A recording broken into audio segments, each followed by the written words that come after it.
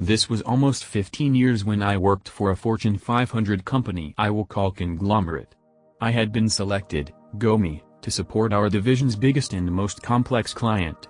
Our division was split into two halves.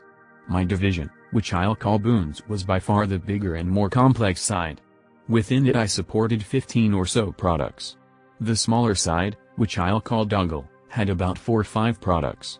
Both divisions appeared to an outside observer to be remarkably similar. End users got them mixed up all the time. So did our clients.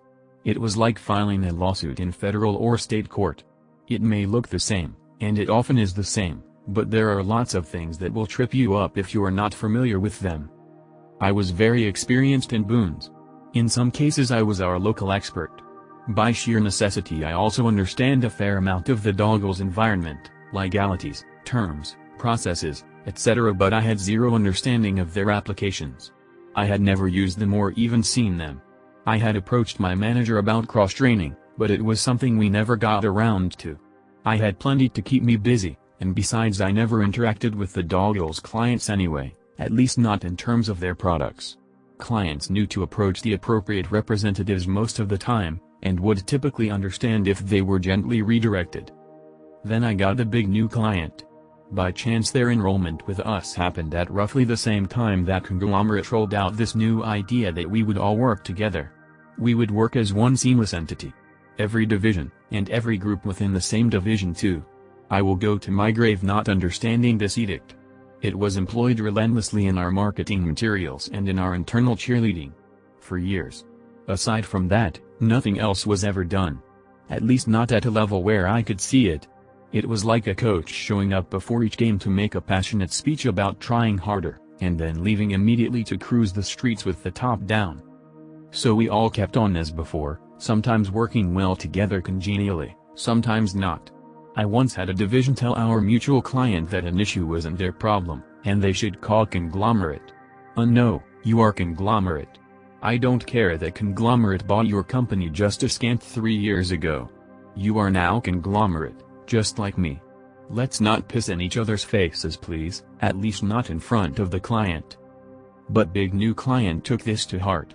This you can contact any of us about any issue at any time made a big impression on them.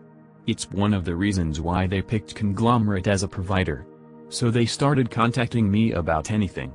And I mean, anything. I once chased an opaque line item on one of their invoices for weeks. Since their time zone was about 3-5 hours behind mine, depending upon the office, I would often come to my desk to find a bunch of new tickets waiting for me, filled with head-scratchers and wild goose chases. Normally this contacting me about stuff I knew nothing about was a minor nuisance. I grew comfortable flipping them over to the right person. They also learned pretty quickly that it was all a myth, which infuriated them, but they had already signed the contracts and migrated all the infrastructure, so what could they do? So the pile waiting for me shrunk over time. Except for one particular issue. Since they thought of our division as one big product suite, why shouldn't I help them with Doggle's products? It's the same thing, isn't it? This caused a lot of problems since Doggle questions could be time sensitive, where they needed to make decisions that day, so they wanted a response same day. 1. Since they were hours behind me, they didn't get to their desks often until it was around noon my time. 2. The Doggle staff was on the East Coast, hours ahead of me. And they normally left the office a little before 5 p.m. their time. This left me about a 1-3 hour window to call Doggle and get them on the phone so they could provide the expertise the client needed. If they called after 5 p.m. Eastern, I would have to go through the on-call sheet for Doggle. Going through this exercise was maddening. Their representatives would routinely not answer the on-call phone, tell me that I should help the client, refer me to other co-workers, say they don't have their laptop, say they've only been on the desk for a few months and don't feel like they can help, etc., etc., etc. Any and every excuse you can possibly think of I heard. It often took 3-4 hours for me to find someone who was willing to help them.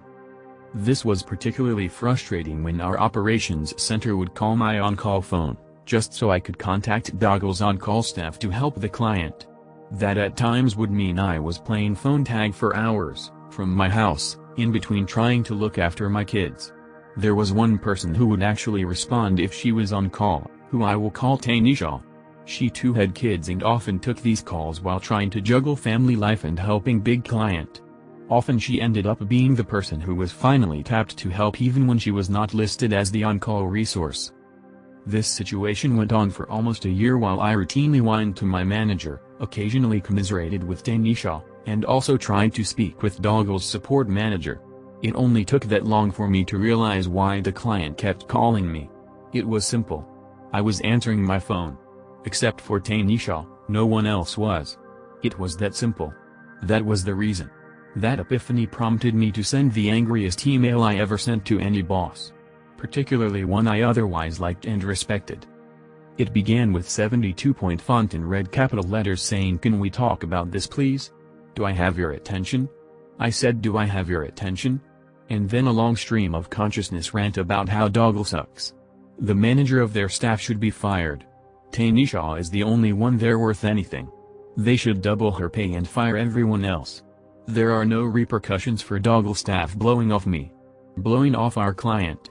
Why the hell is operations calling me and not Doggle regarding Doggle products? Which can only truly be supported by Doggle staff. Can you riddle me that? Can you? The email to my manager got a one-sentence response. He would look into it. Shortly thereafter the responsiveness from Doggle support improved. However, karma also struck in that Tanisha quit.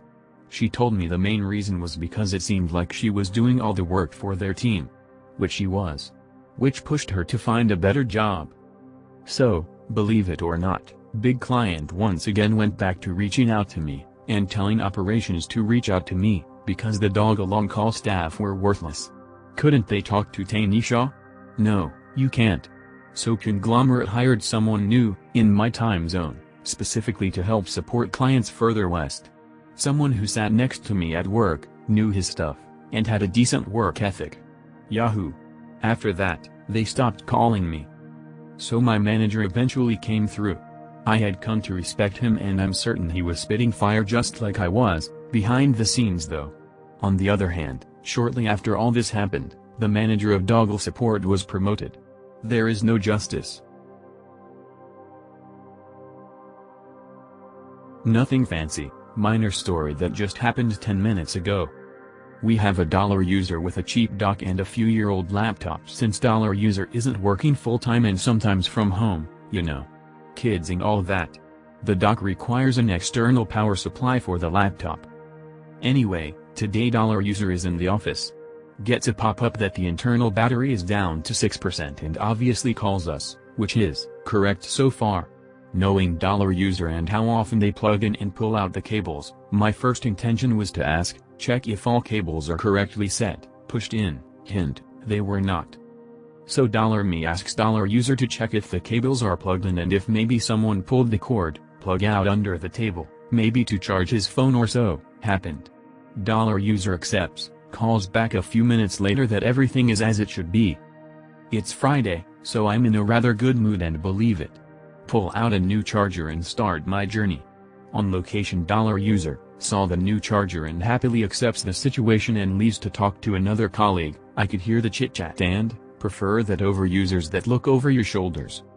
Took a quick dive under the table, followed the cord, checked if everything is plugged in, it was, and at last checked the side of the laptop if it's plugged in too. It wasn't. It was halfway out. Dollar user now believes they have a fancy new charger and I can close that case and had a few minutes of fresh air, walking. Win, I guess. At least on a good day, they all were not unfriendly like on some days. At my work, we have two technology teams, desktop support, and systems support. Since we're understaffed, who in IT isn't, right? We have visibility of both ticket inboxes since sometimes we can assist each other with small incidents. I work in systems, and I have my roster of regulars with whom I interact almost daily, and most of the current operations staff knows me, since I'm also the DBA for our main systems. My friend works in desktop, and he deals with all the new joiners, setting up the accounts, handing down the hardware, etc., as well as regular support, so everybody knows him. About 6 months before this incident, a new joiner started, let's call her dollar user. My friend set her up. But as with every joiner, He had to help her navigate the company portals, registering user accounts, setting passwords, RSA tokens, mailboxes, etc. Having visibility of the desktop support inbox, I saw $user's name pop up many times, so I knew about her before ever meeting her. Also, $user isn't in operations, so she hasn't met me. One Friday, most of the office is WFH, including my friend from DS. However, $user would need some help getting her Bloomberg account set up, so Thursday evening, my friend tells me $user will be coming to the office tomorrow to set up her Bloomberg account. Can you help her log in the Bloomberg terminal? Cool. Easy peasy, lemon squeezy. Friday morning, $user arrives and asks, "Are you Paul Andret? I was told by desktop support to come see you for my Bloomberg access." Yes, let's have you log into the terminal and set up your credentials. Shouldn't take more than 2 minutes. $user sits down and enters her details while Bloomberg is registering her new account. I'm sitting next to her, doing my own thing on my laptop. While she's there idly waiting, she tries to engage in small talk. "So, I haven't met you before, you must be new. When did you start?" I just side-eye her and quizzically smile. "I've been with $company for 4 years." I just see her freeze and go quiet. Bloomberg confirms she's been registered as a new user. I tell her that's it. You are now set up. If you have any other issues, don't hesitate to email desktop support. $user leaves and never interacts with me again. Not even after she started needing help from systems, preferring to go directly to my junior colleague than to email us directly. Safe to say, I think she's still embarrassed about it and doesn't want to risk having me pick up her tickets. Junior colleague is currently away on holidays for 2 weeks.